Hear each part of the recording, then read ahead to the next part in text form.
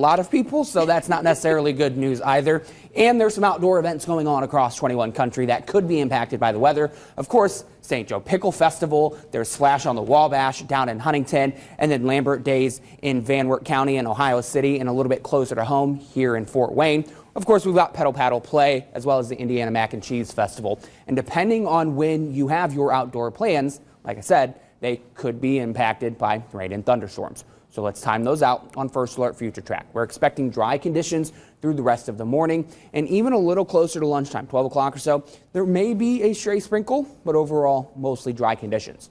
The best time frame for thunderstorm action is going to begin at about 1, 2 o'clock or so and continue into the early evening. So by 4 p.m., we could be talking about those thunderstorms approaching Kosciuszko County, Wabash County. By 5 o'clock here in the Summit City, down into Huntington, Wells County, Adams County as well, into Paulding and Van Wert.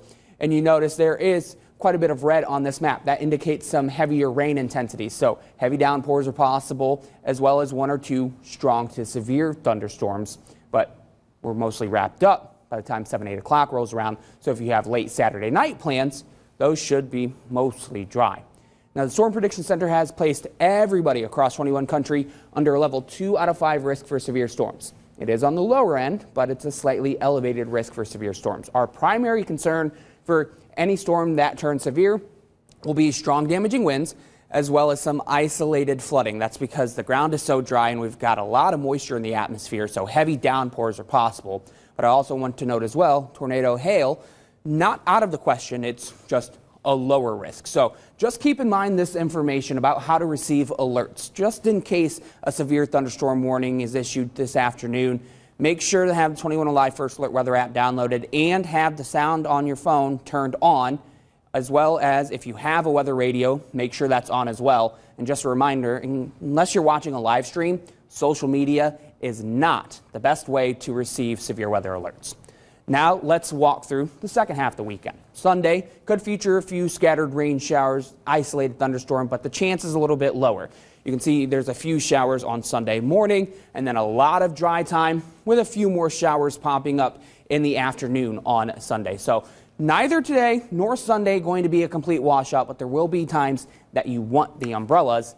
And like I said, we could be talking about some heavy downpours here. Some places could receive maybe a quarter to a half an inch of rain by the time things are said and done on Monday morning. Some places could see an inch and a half of rain. It just depends on who is lucky and who is unlucky.